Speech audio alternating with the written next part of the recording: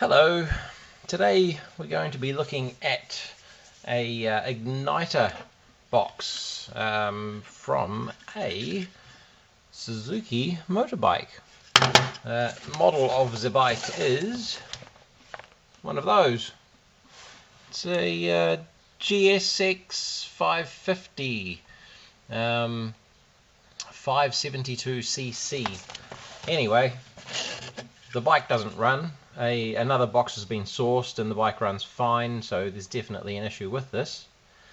And yeah, nice little hybrid module right there. Not a great deal to it. If we have a look in the book, this is a Haynes manual, quite popular range of manuals for automotive repair. Highly recommend one actually. I've found it to be quite useful.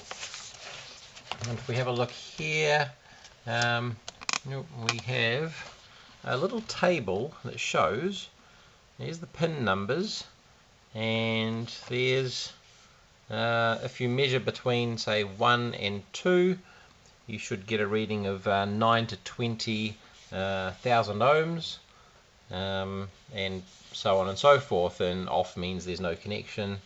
And I've been through here and pretty much getting no reading or mega ohm readings between these, so there's definitely something open circuited in there somewhere, but that's about that's the guts of it really. There's another page that shows sort of a block diagram of the unit.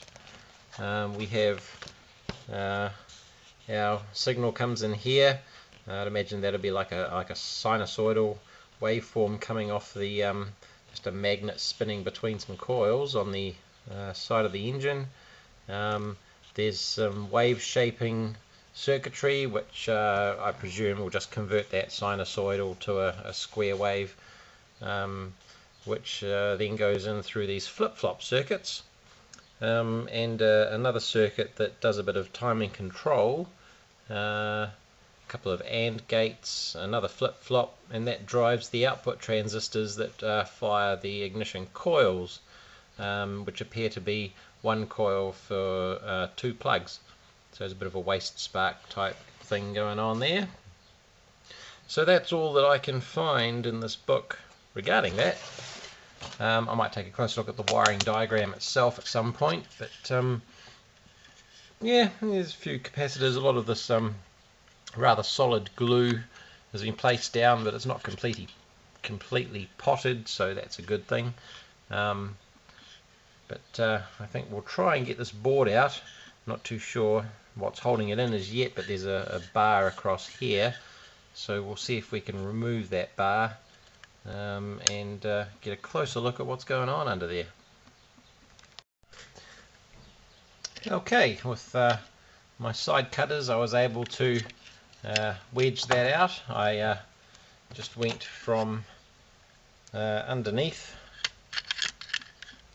get one jaw underneath there, and the other jaw on the top edge there, and just levered it up and off. You want to be careful applying pressure anywhere around this style of board because these are quite brittle, I have found, so any pressure on those would likely send a crack right through it and should be all over. But that broke away, and as you can see there's 2 transistors there that guaranteed firing each coil. They were just glued, well, there was some glue on them from the metal plate, so I must put a bit of glue on them and sandwich the plate down, and I'm not sure what that's like for heat transfer, but I don't know that they'd get overly warm. But anyway, step 1. Now we need to go a bit further and see if we can get the whole board out of there. Let's first do maybe a bit of visual inspection here and see if there's anything obvious. Let's have a look at the front side of those. All I can see there is a bunch of glue, but no sign that it's exploded. The other side, much the same on the other one. Yeah, no sign of explosion.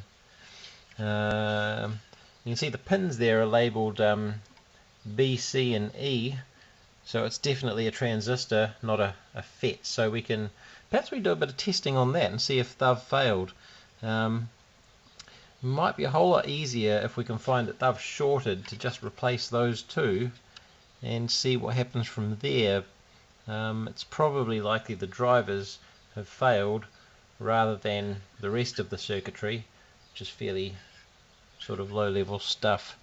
How about we do that? Let's check the those transistors and see if we can see anything out of the ordinary. We'll get our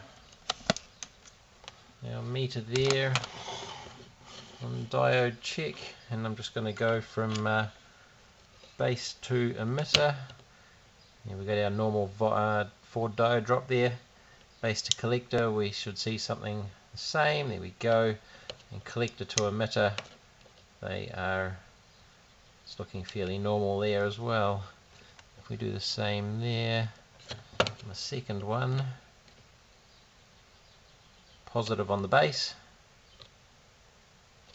and it's looking fine and dandy as well. What we're measuring across the collector emitter there is likely a suppression diode for to suppress the back EMF off the coils when they de-energize, just to protect those transistors. It may be built into the transistor, or it may be somewhere else on the circuit there.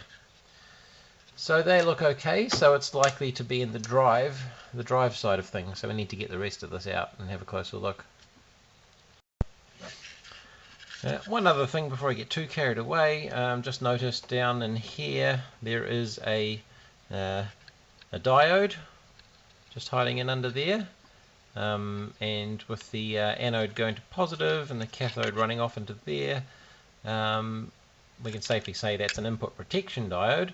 Now, might be worth checking that, because of course if there's no voltage getting into the circuit, it's not going to run. So if we check that, it'll be a good indication as to whether we're on the right path, I suppose. So we'll just pop our positive on the anode there and check for a standard diode drop. Okay, yeah, meter's telling me 0.5 volt, so that one's not faulty at all. So we don't have to worry about that. Now, just noticing that this is the way this is constructed. This plug unit slides down in here, so whether we try applying outward pressure to release from around here and then seeing if we can't lift up on the connector, there is a different colouring.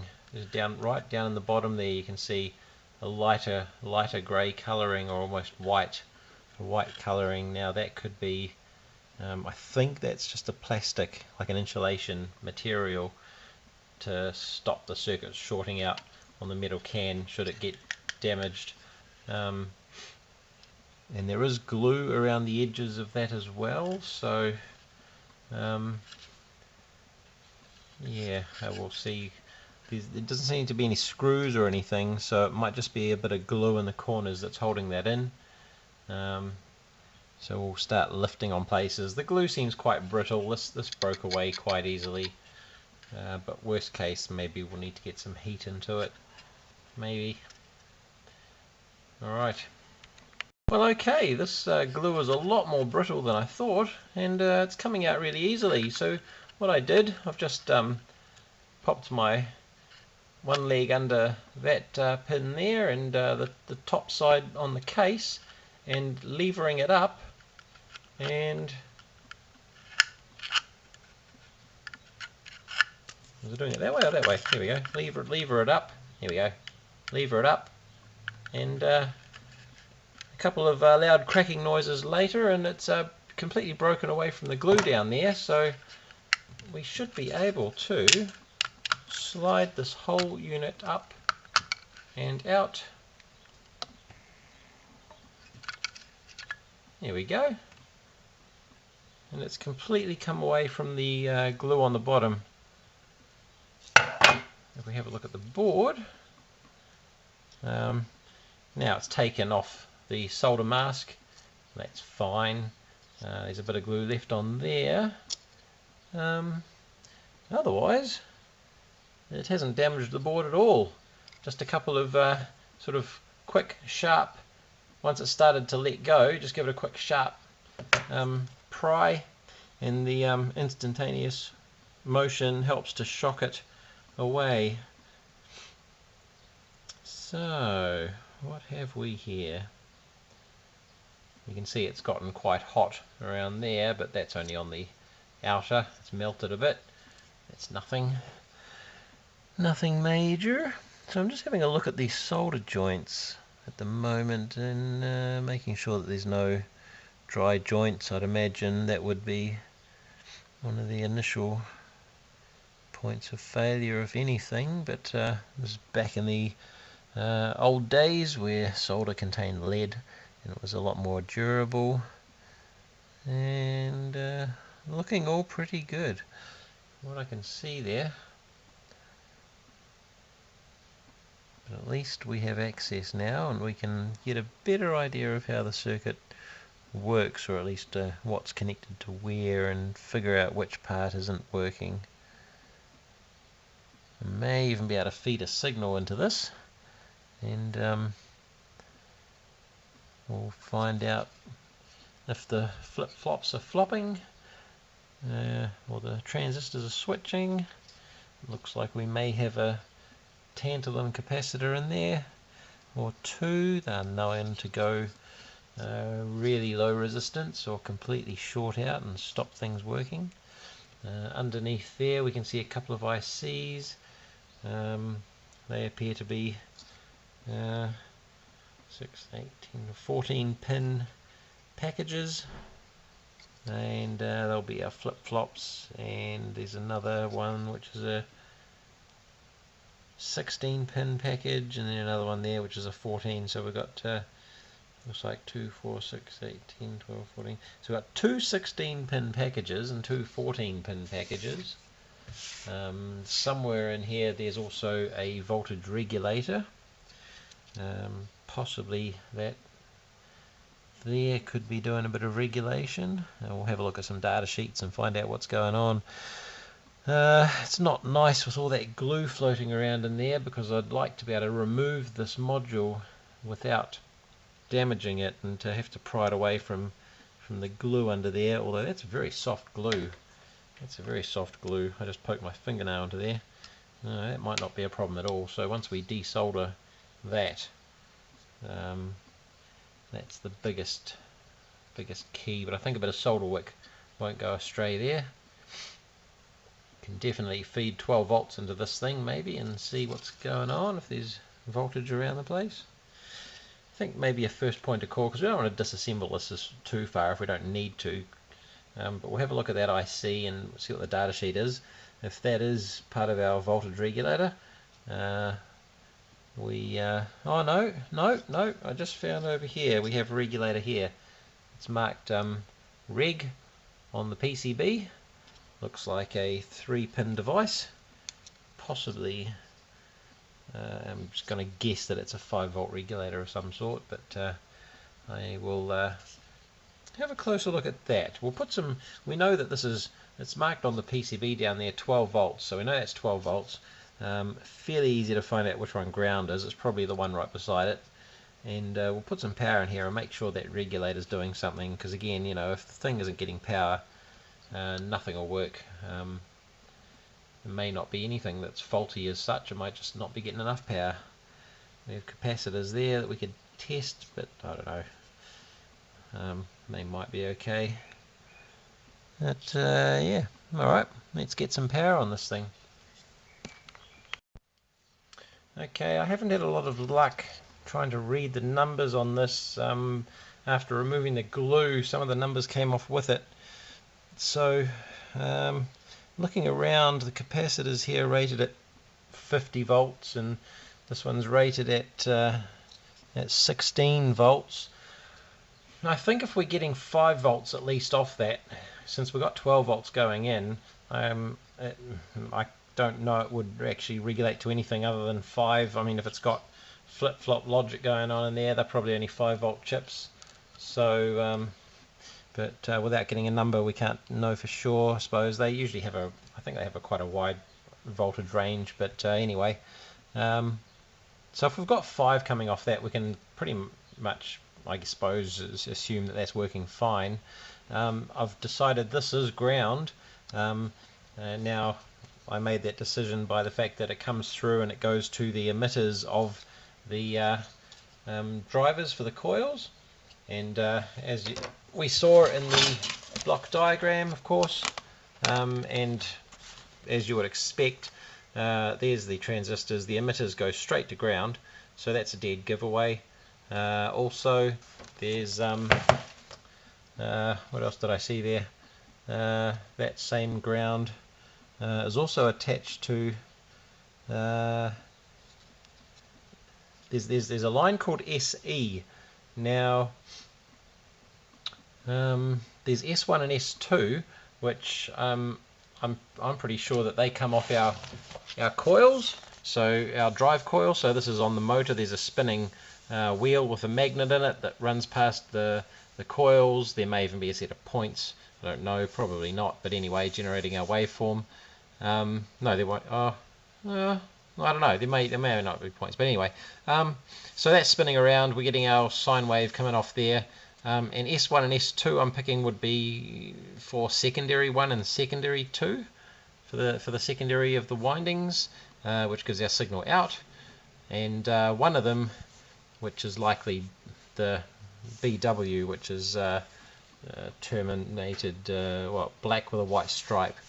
That wire will be ground with respect to the other two, so that's also connected to the ground pin on here. So that's SE, whether they're calling that secondary earth, just a guess, but it's going to ground. The same pin that we've determined as ground, so yeah, it's going to be ground. We've got 12 volts, that's those two there, 12 and ground.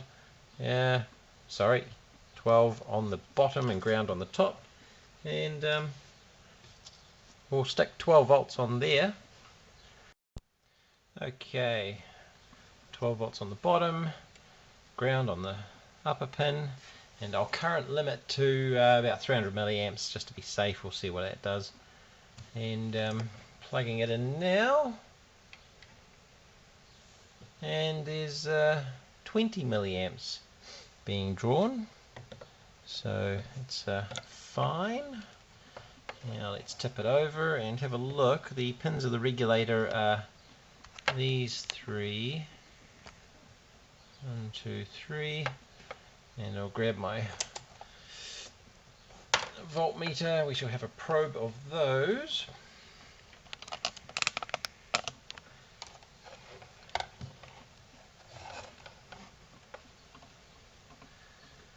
Now I'll put my meter lead into the ground of the power supply. I've got a nice little plug like that. It just plugs straight into the little banana plug.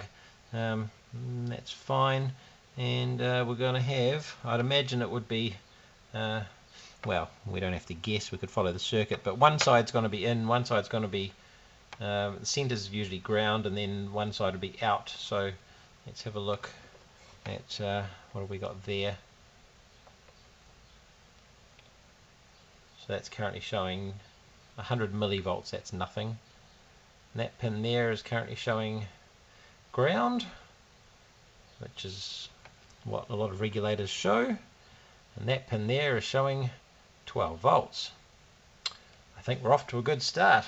We do not have any voltage coming out of this regulator. Or do I have a bad connection? Ha! Murphy's Law. Okay, we have 5 volts coming out of this regulator. I think there may be some kind of conformal coating on this PCB, as you'd probably expect in an automotive application to keep the moisture off it. Okay, we've got 5 volts there, so that's good to know.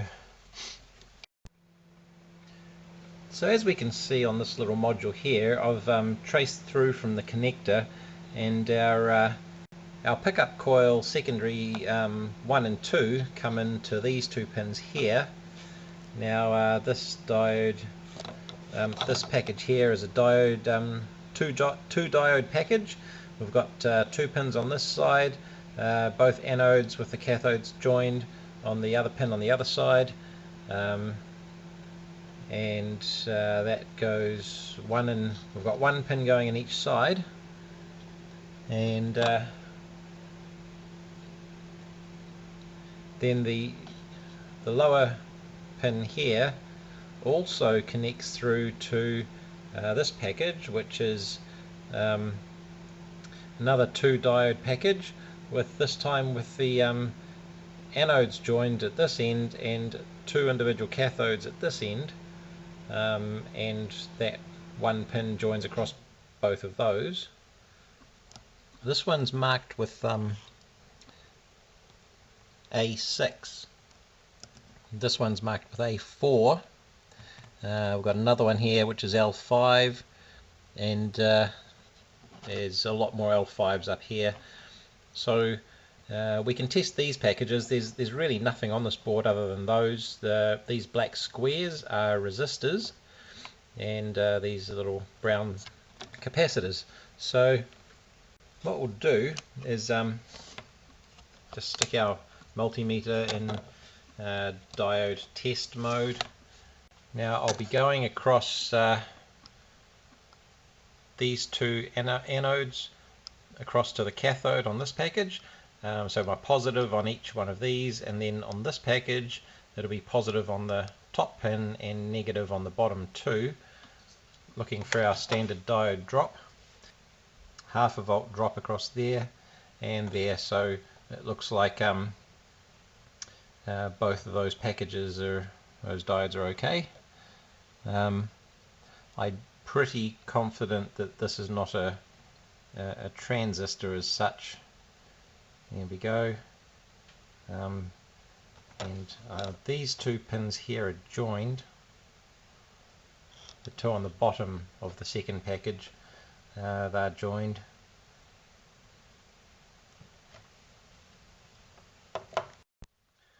Quick look online. A6 comes up as a 1SS304 in a SOT323 package. Is definitely a pair of diodes, as I thought. Yeah. So let's have a look at the one marked L5. I have no idea. I haven't had a look at that one yet, and got nothing there and there. Nothing there and there. 0.8 across the bottom 2, which could indicate it's possibly a transistor. That looks like a transistor. So I've got positive on the bottom left is likely our base, and if we go base to collector, we've got our diode drop. If we go base to emitter, we can see 0.6 diode drop as well.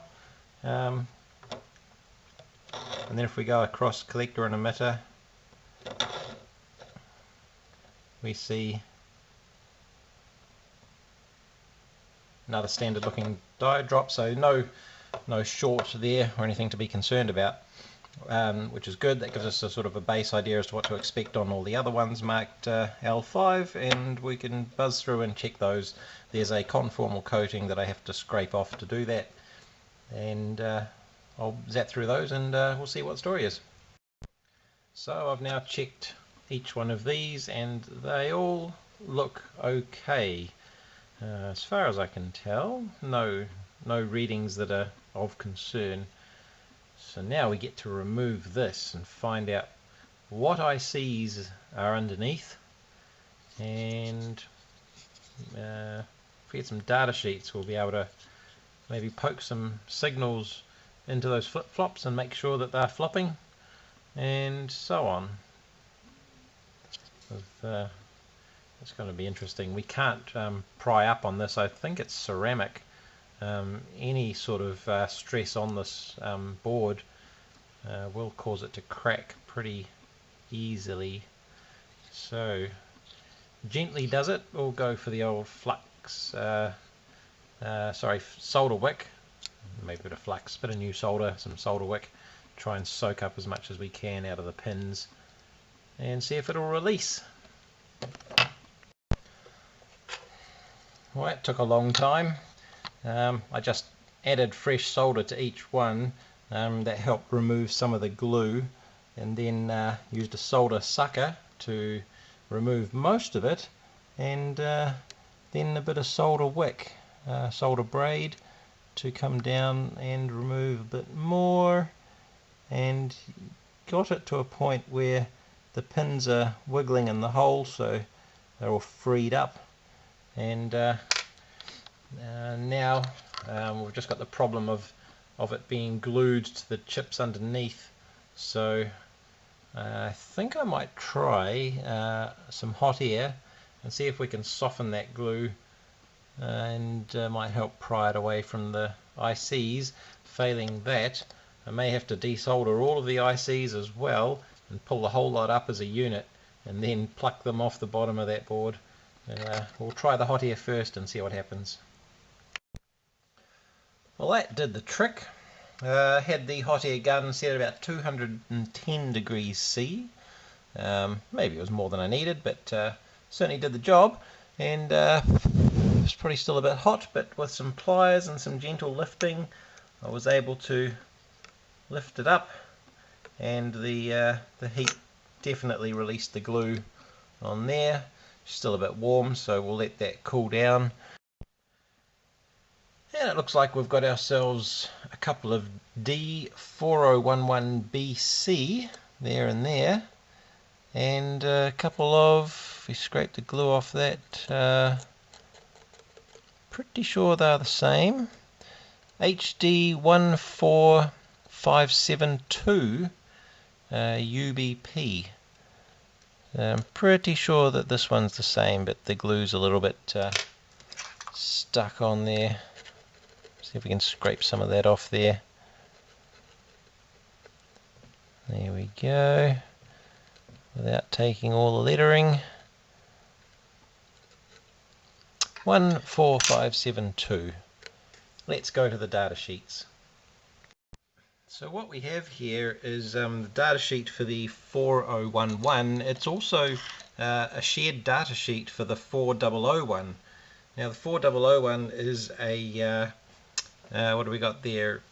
Four NAND gates. Sorry, 4 NOR gates, and the 4011 that we have is the quad NAND gates. That's interesting because in our block diagram we have a couple of AND gates and a couple of flip-flops, so maybe the NAND gates are being used as flip-flops. Not too sure. Let's see what the other ICs are supposed to be, and it'll probably become clear what's going on then.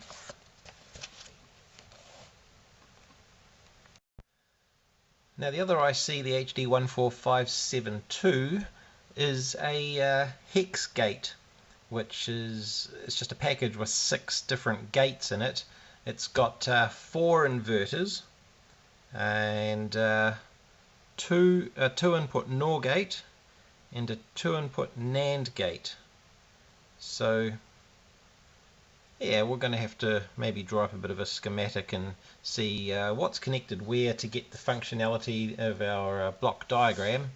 But probably, I mean, it's all they are is separate gates, so we could quite easily just inject a signal on any of the input pins and make sure that the output is what we expect, and that would tell us if the gates are working.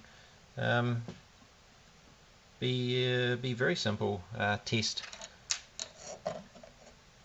and on proving that, I think we'll be pretty close to finding out why this doesn't function.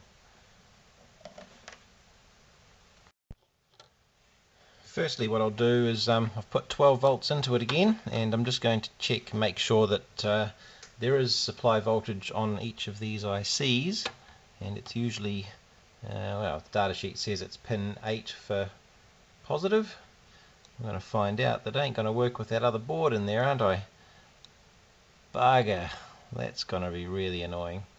Yeah, because I've got nothing. Oh no, sorry, pin 8's ground. That's better. Pin 8's ground. Pin 14 or 16 in this case. We've got our 5 volts. 5 volts. That's right. Okay, each chip has power on it. Now what we need to do is if we have a high or low on any of the pins and what the output is, and see if it's what we expect. Now let's start with the 4011. Being a NAND gate with an inverter, or sorry, an AND gate with an inverter to make a NAND gate, or not AND, a normal AND gate without the inverter, so there'd be no circle on the output pin to indicate the inverter. A normal AND gate would have, when you have a high, which would be indicative of about 5 volts on pin 1 and pin 2, you will get a high voltage out, so 5 volts out. If you only had a high on one but not the other, you would get a low out, or 0 volts. There'll be a threshold. It would probably say something like 0 to half a volt is considered low, or maybe 0 to a couple of volts is considered low, and then anything above 2.5 volts is considered high. But anyway, when I say high and low, I mean basically like 0 or 5. And yeah, and so the inverter will give the opposite. So if you were to have a high on both inputs, you would get a low out. If you were to have a low on both inputs, you would get a high out. And if you were to have a high on one input, you're going to get, what's that going to give you? That's going to give you a high out, isn't it? I think. Yeah, let's put that theory to the test. Okay, what have we got in the first 4011? And maybe the one there. And we're going to look at pin number 1 and 2. So pin number 1, that's going to have, that's effectively a low, a couple hundred millivolts. Pin number 2 is going to have a high, it's got 5 volts on it, so pin number 3 is our output, and that should be a high as well. And it is, because it's not 1 and 1. So that gate's working. Now if we go to pin number 4 is the output of the next gate, so we want 5 and 6. So we got 1, 2, 3, 4, 5 is one input, and that's got a high. 6 is the other, that's got a low. So that's going to give us on the output, it's going to give us a high on pin 4. So that's working. Now if we shoot over to the other side,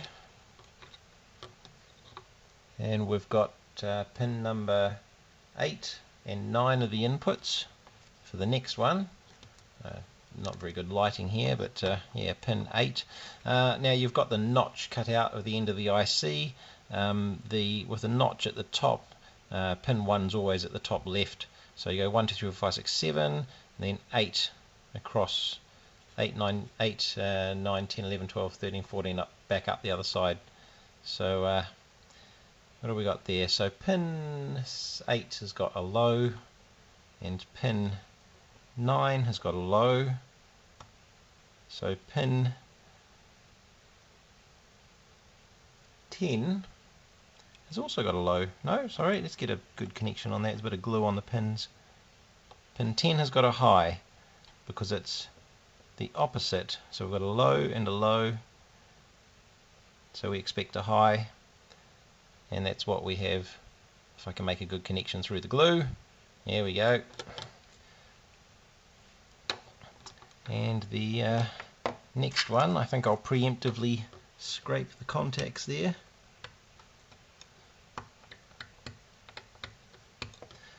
There we go.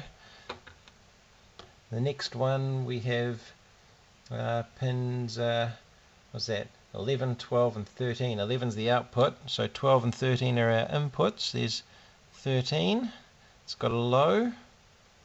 Just make sure I'm getting through. Yeah, that's got a low. And pin 12 has got a high, so our output should be a high. There we are. Right, let's buzz down the other one and see what we've got. We've got there, so we've got low,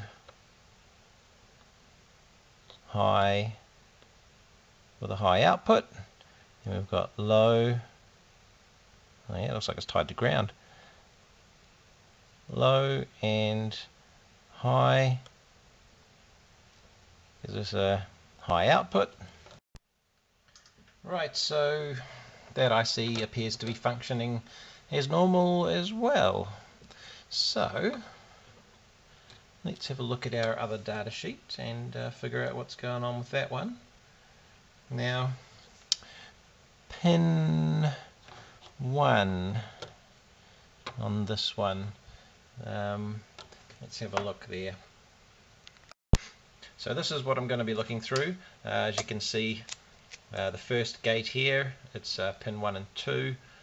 Pin 2 is the input, pin 1 is the inverted output. So a low on here will give a high out, and a high on here will give a low out. Down here, same thing again, and the same with these two here. Here we have a NOR gate, which means an OR gate would be a high output if you had either a high in here or a high on this one. A high on both of them. What does that give on an OR gate? Yeah, that would give a high out as well, I think. But a low on both would not give an output.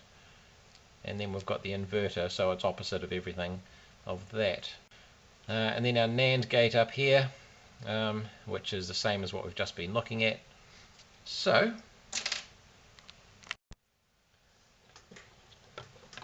pin 2 is the input for the first inverter.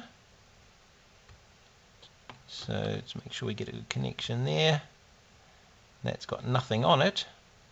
So pin 1 should have a high output, and it does. 5 volts. Pin 4 is the input of the next one.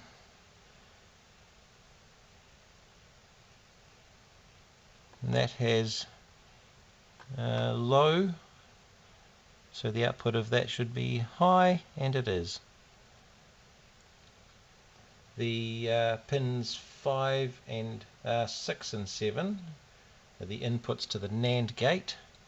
So if we go pin 7, we have a low. Pin 8, pin 6, we have a low. So pin 5 should be a high.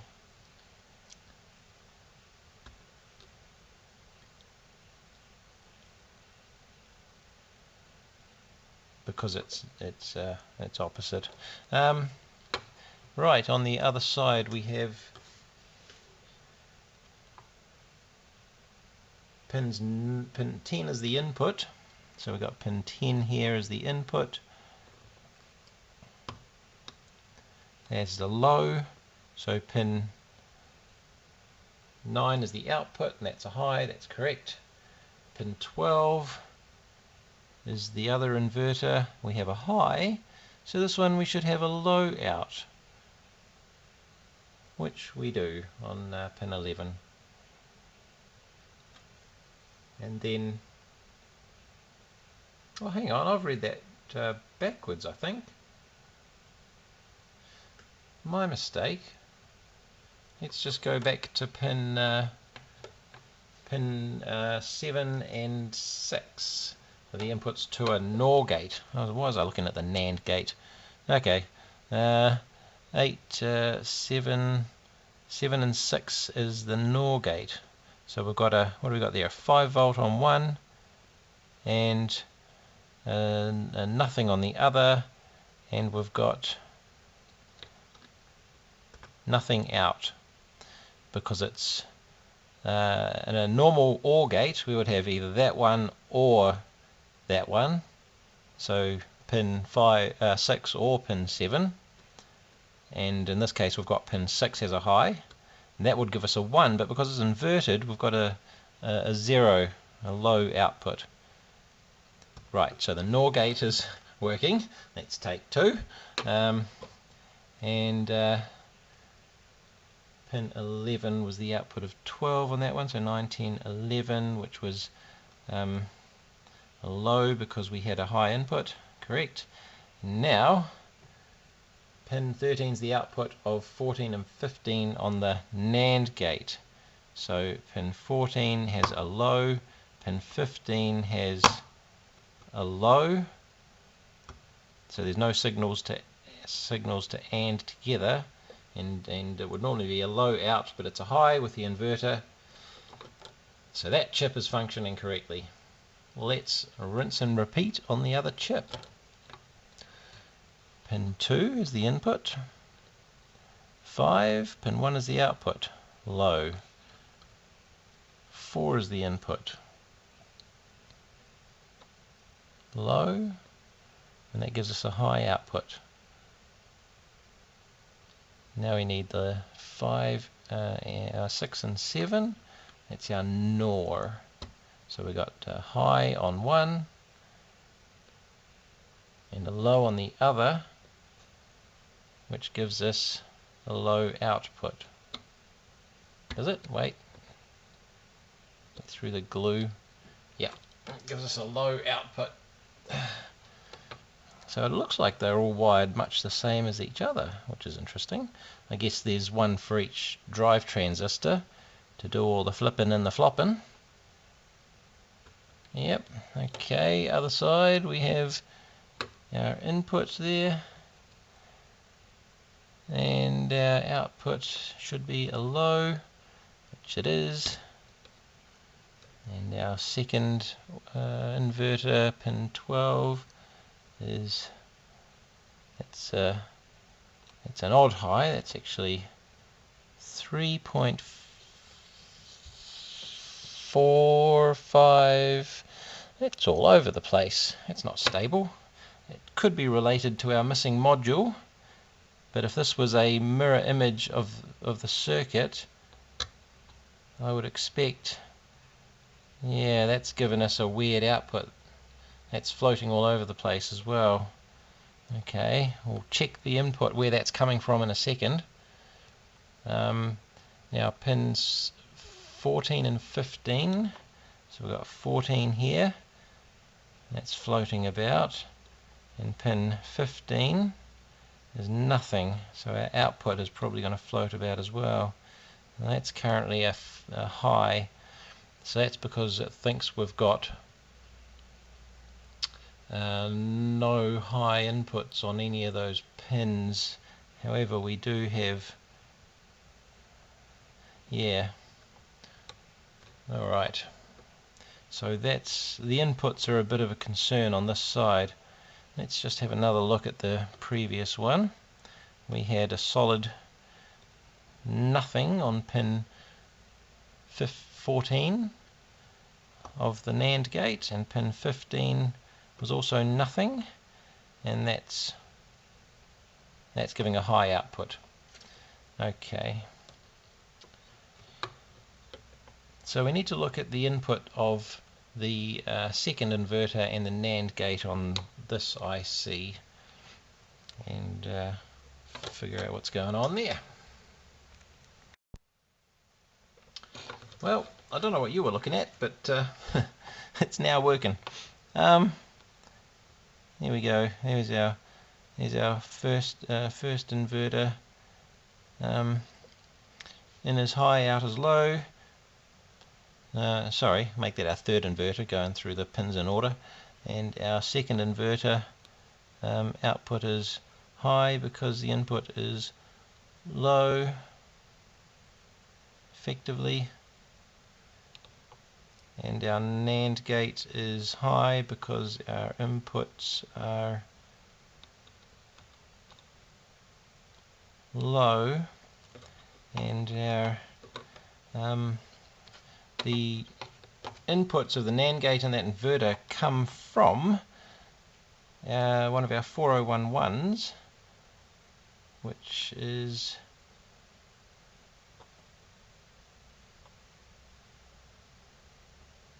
that one there, and that pin there, which have a bit of a floaty signal on them. It is fluctuating a little bit still. They come directly off this 4011, and that pin is pin number 9 is the input of one of the NAND gates in that package, and 11 is the output of another one. So we've got the output of one feeding the input of the other, and the output of that one is fed by these two here, which we have a fairly steady high and a fairly, well, looks like maybe a floating low. Where does that go? That goes to one of our pins on our module. It's possible that's floating and upsetting the output a bit. Maybe I could tie that to ground. Wouldn't hurt, but at this stage it looks like they're all functioning. Whap, whap, whap. So at the moment, now the only other thing to look at is this other little IC here, which is a HA17903, which I think from memory was a quad comparator. My mistake, it's a dual comparator. So let's have a look at the ins and outs of that one and see what on earth is going on. But again, it does appear to be tied into that other module.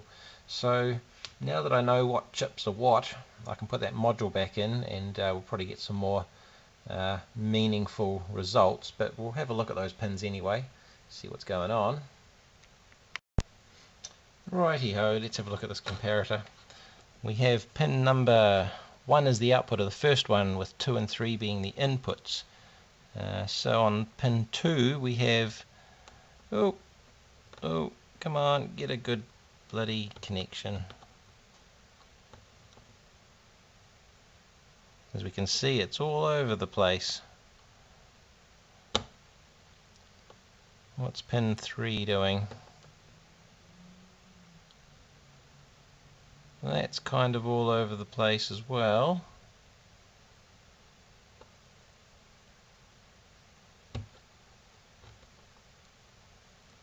So pin 1 has nothing coming out of it. And without knowing circuit design just yet, I don't know, I thought that would probably have something coming off it with varying inputs like that. So let's have a look at the second one, which is pin 6 and 5 are the inputs.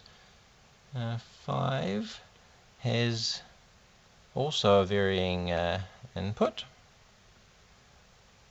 Pin 6, much the same. Pin 7, it's looking a little more lively with 58 millivolts, but at least it's not dead zero like the other one. I wonder if those two pins are tied together, those inputs. No, it's a bit hard to see. There's a bit of glue and stuff in the way. Let's remove the power and do a resistance check on that. That will give us an idea if they're tied together or not. So pins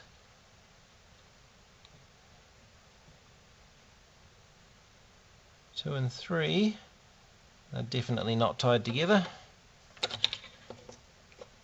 Pins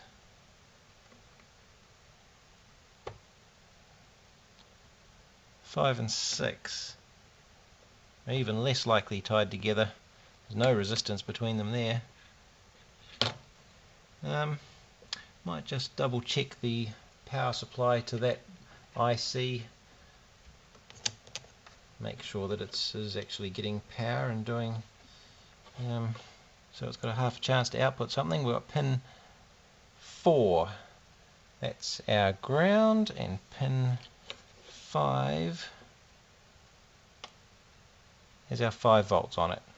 Okay, so we should be seeing something coming off there. Yes. Now pin 5 is connected to our module and nothing else. Pin 6 is connected to, pin, look at there, 6 is also connected to the module and appears to be nothing else. I may have to pull this thing off the board and check it. And pins number 2 and 3 appear to go unknown. I'm going to have to do a bit more digging. This is going to be a bit tricky. It's got some of the black epoxy on it, and as brittle as it is, it's going to take a little bit of work, I think, to extract. But possibly on the right path here, because I would have thought there would have been something on the output regardless, but without knowing where it's going connected to, whether it's maybe it's tied to something intentionally. So I'm pretty sure this op-amp IC is toast. Having removed it from the board, I can see that only one of the op-amps is being used. However, I've just breadboarded it up here with just a resistor off the negative to ground and connecting the positive input to 5 volts, and the output I'm getting is only half a volt, and if I check the other side in the same manner, it's pretty much all over the place. I would have expected the output to swing to 5 volts as the positive input is greater than the negative input. So I am going to have to find another op-amp, and I've been digging around and I can't find one other than an already assembled project that I don't really want to disturb, so I shall pick one up after work. Just to show you what I mean, here is the op-amp on, or the one that was actually being, is that the one being used? I think this is the one that was being used. It's the first one that's not being used, yeah. So this is the one that's being used in circuit, and with the, you can see we've got 0.7 of a volt coming off, and if I disconnect the positive side, it doesn't change at all. Positive input, reconnected, not much change, so it's not really doing what it should in there. I'll just switch the wires over to the other side. So here's the output with the positive lead detached, and if I connect it, we got a bit of a small change, but then it dropped back, so I'm pretty sure this op-amp isn't operating correctly. We'll grab another one and we'll test that out of circuit to make sure I'm doing it right and see what the go is. Okay, so we've got our replacement op-amp here. I've just picked up a cheapie from the local electronics shop, and it is a MC1548 dual op-amp package with exactly the same pin out. So I'm just going to hook that up now, and we're going to look at the first op amp in the package and do exactly the same thing as we did just before, and hopefully I don't explode it. Put the power on. It's not drawing any current, just like the first one. And have a look at the meter.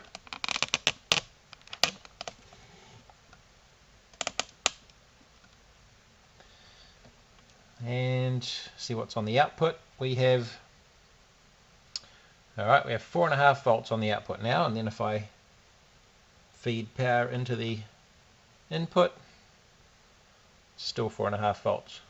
Yeah. Well, I thought that if the positive or negative standby, what have we done here? No, I thought if the negative was more negative, we'd get an output. Maybe if I ground the input here, we'll see what we get. Ground both of them. Does it switch off? No, still get 4.5 volts. Interesting. Which is a little bit less than the rail, but we're getting an output. Maybe I need to do this a different way. Yeah, well, I've taken the resistor out, and if I make pin 2, the inverting input, positive 5 volts, and the non-inverting input ground, it drops to 2 volts. So maybe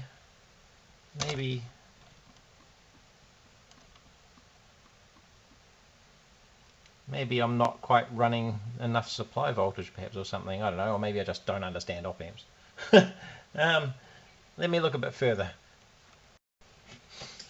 Alright, so a little bit more research, and I think this is going to do the job. The original chip was a comparator, which I kind of overlooked. The symbols for a comparator and op amp are pretty much the same. The op amp will work like a comparator in this instance. So and given that the 2 volt low and the 4.5 volt high is going to be enough for the logic chips in this design to recognize a low and a high, and that I don't think it will be an overly it's not dealing with overly high frequency, so it should be okay. Our op amps can have a slower response time to a changing input as compared to a comparator, but I think we're only talking maybe about 130 hertz or so, rough calculation. So anyway, I think I'm going to go ahead and still use this op amp. It's easy enough to change out. If it doesn't work, that's fine. The part was only a couple of dollars, so yeah, if it doesn't work, I'll just get a comparator and throw it in there. But at this stage, it's going to be better than what was there, and it's going to give us an idea as to whether I'm on the right path or not. But I'm pretty sure I am now. The comparator should have had a changing output, and as we saw, it wasn't doing anything with respect to the inputs. So we shall proceed.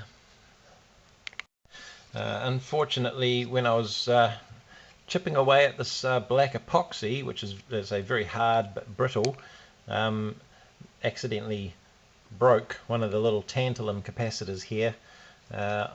This stage doesn't appear to be playing any major role, but I will replace it.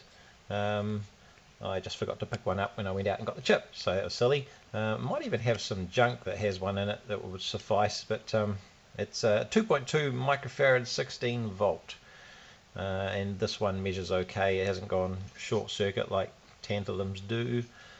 Yeah, so we'll pop the chip back in there and see what goes on now. Yep.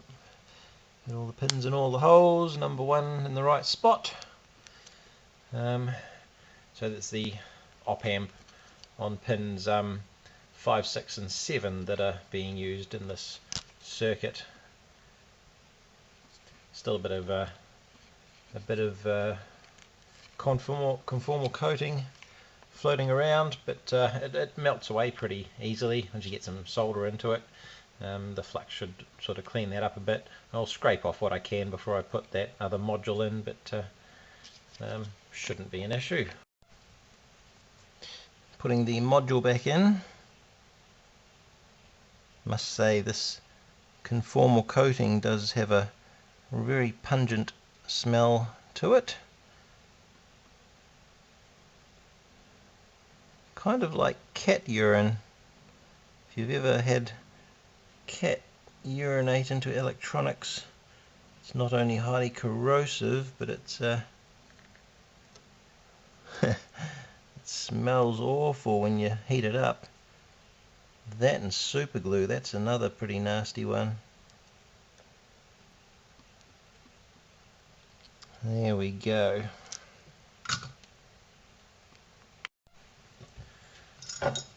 So it's quite possible we can just poke in a square wave and that will be fine, because as I said, the signal comes in through these diodes, and pretty much I drew up a little bit of a sketch. So we've got the two input lines here going through, one goes through one diode and out to somewhere in the circuit, and another comes in through the other diode, and so we're getting a common pulse off there. We have this one here which is doubled the other way off that line, and we have this one here which is doubled the other way off this line, so that will probably be maybe giving us a bit of phase detection as to which one it is, whereas this one could be generating a pulse, a constant pulse each time. Maybe that's being used to generate a clock pulse, so that something happens every time there is a pulse, and then the rest of the circuit determines which pulse it was. Not sure, just guessing.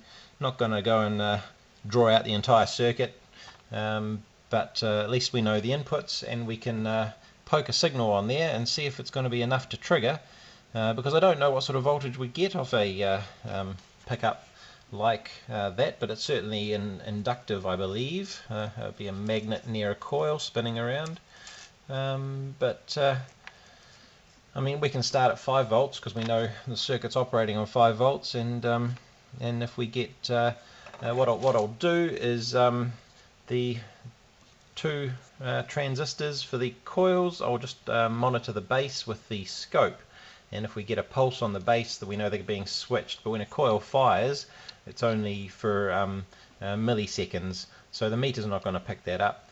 You can't fire a coil for much longer than a few milliseconds, or it will just overheat the primary winding.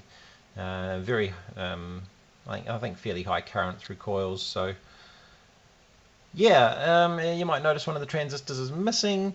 I think they must have crimped the legs a bit much when they bent them over and put them in circuit. A couple of bends, and this one snapped off 2 of the pins, so we'll have to reattach those, but not a major. It will be fine. Yeah, let's throw that other one back in and see what happens. Okay, I've rigged up a couple of posts on the base lines to the transistors, base drives, and put the scope on one to start with, and see, we'll poke on each one of these 5 volts onto each of the inputs, and I'll aim you at the scope, and we'll see if we can pick up a pulse coming off there. Right, here we go, powering up, and we're getting our 20 milliamp draw that we saw before, and interestingly we have an output, constant output, which means unless these are PNP, that transistor's turned on, that'll turn the coil on.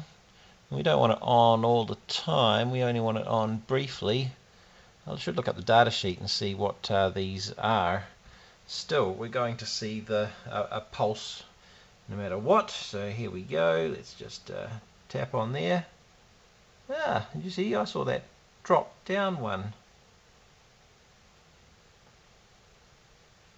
It's staying down as well. Let's tab the other input. No.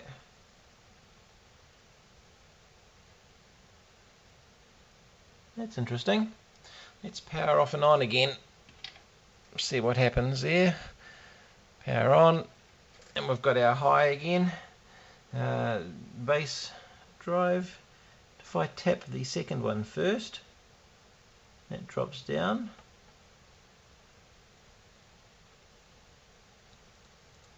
And a wiggle between the two, simulate some kind of changing signal. No, nothing really going on there. Okay, it's interesting. Wonder what might be going on up there. I've swapped the scope to the other transistor, and in a power on state the base is off, and if I tap on terminal, that turns it on. So one goes on, one goes off. There must be something going on to oscillate between the two. So perhaps my signal isn't strong enough or fast enough to create a constant change, but it looks like one off and then one on, and they switch. But I suppose that's a good thing that we're seeing that switching, because we do know that each coil is going to fire one at a time, and the fact that we're getting drive is in some response from the input there is looking promising. Perhaps I should have done this before I got stuck into it, but I'm pretty confident that that comparator was completely dead. As a simple test on a breadboard showed, we were not able to vary the output. It was being very unusual. So I think the final test will be to stick it on the bike and see if the bike runs. And yeah, because I can't 100% know what the pickup circuit is going to be injecting into this. And also, I'd imagine, being an AC wave, it's going to expect sort of a positive and then a negative going on the same line. So I probably can't simulate the negative going if I had an AC signal to poke into this or something, perhaps, but I don't. So we'll go try it on the bike and report back. Righty ho, it's been a couple of days and I have just heard back from the owner, and this thing does work as it used to. Perfect. So I'm just in the process of reassembling it, and I said I'd epoxy the thing back together. He actually suggested a bit of silicon so that it might be retained but also removable should it need servicing in the future. So I've just blobbed a bit of red silicon down on the back of the board there. That'll hold that down. This metal bar is for a fairly tight fit between the side panels there, but I've got some epoxy on the side of those as well, and I also put probably not needed, but just a little dollop of heat transfer compound on the back of the transistors. I don't think they're going to get really hot anyway. They were epoxied to that metal bracket, and as I said, I can't think that epoxy is a very good heat transfer substance. So yeah, all good to go. Thanks for watching.